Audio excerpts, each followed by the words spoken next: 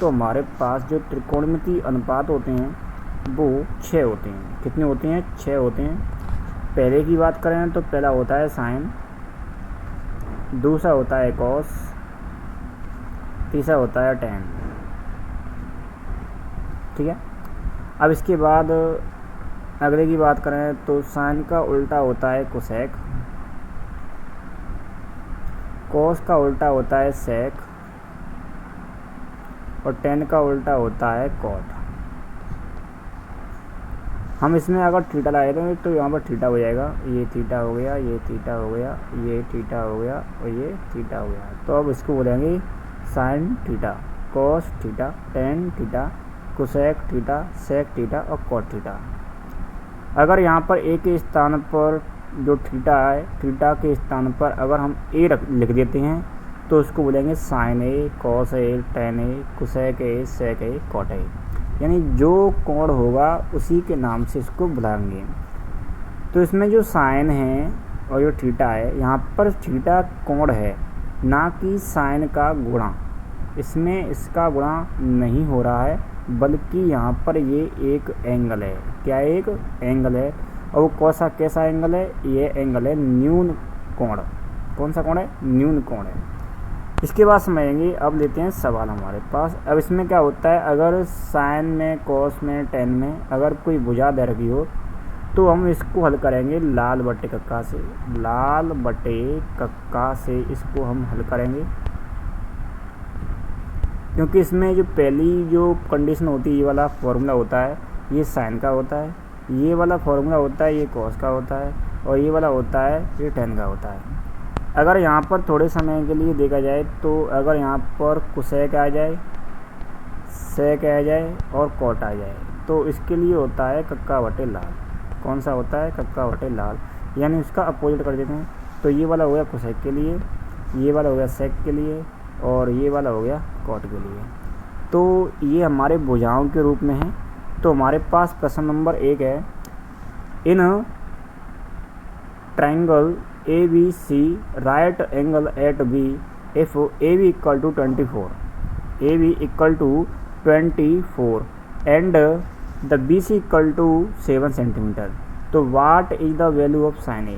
तो sin A का हमें मान ज्ञात करना है। तो सबसे पहले हमें एक राइट एंगल यानी समकोण काटना है। समकोण काटेंगे इस प्रकार से, एक जैसे कि हम चित्र में काट रहे हैं, ये एक समकोण हो गया। इसके सामने ये हमने ए में क्या लिया? साइन लिया, तो यहाँ पे एंगल हमने यहाँ पर लिया, ये वाला एंगल हो गया।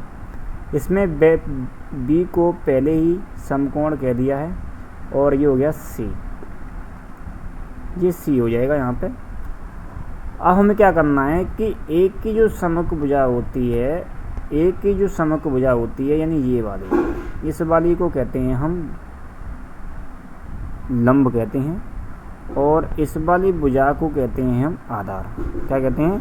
आधार कहते हैं। इस वाली भुजा को कहते हैं हम आधार। अब इसमें थोड़ा सा समझते हैं और गौर से। मान के चलो कि अगर इसमें AB का मान दिया है, AB बराबर दिया है 24, AB का मान दिया है 24 और BC का मान दे रखा है 7। कितना दे रखा है? 7 दे रखा है। तो हमें ज्ञात क्या करना है? हमें ज्ञात करना है AC। AC को ज्ञात करने के लिए हमको चाहिए आधार और लंब, जो कि हमें दिए हुए हैं। ये आधार है और ये हो गया लंब।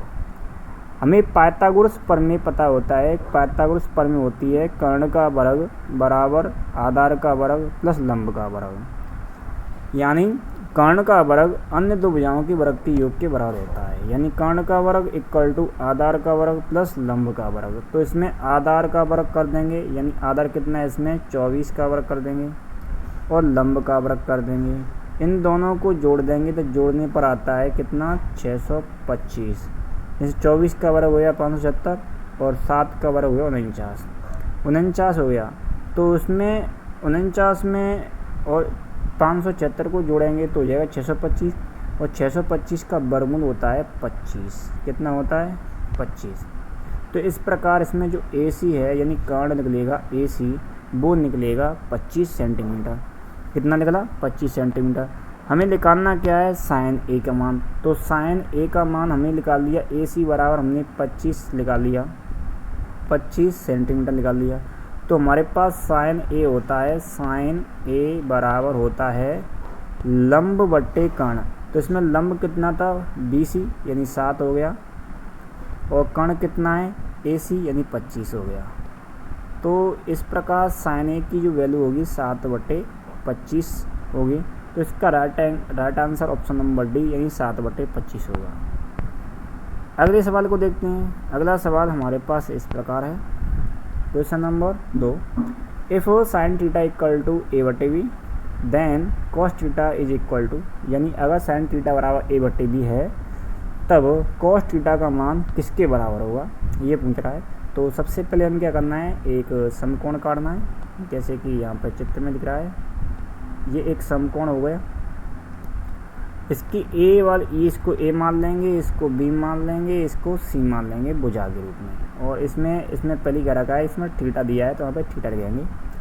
थीटा के सम्मुख भुजा क्या होती है? लंब होती है। तो इसमें साइन थीटा दिया है लंब बटे कर्ण, यानी लंब कितना हो गया? A हो गया, और कर्ण हो गया B, कर्ण हो गया B। तो हमें निकालना है कॉस थीटा का मान। तो कॉस थीटा का मान ज्ञात करने के लिए हमें पता होना चाहिए कॉस का सूत्र भुजा के रूप में।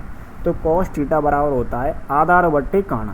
तो हमें आधार यानी AB पता नहीं है, तो AB को ज्ञात करना है। क्या करना है? AB को ज्ञात करेंगे। जैसे हम AB को ज्ञात करेंगे तो सबसे पहले क्या करेंगे? इसमें लगाएंगे पाइथागोरस प्रमेय।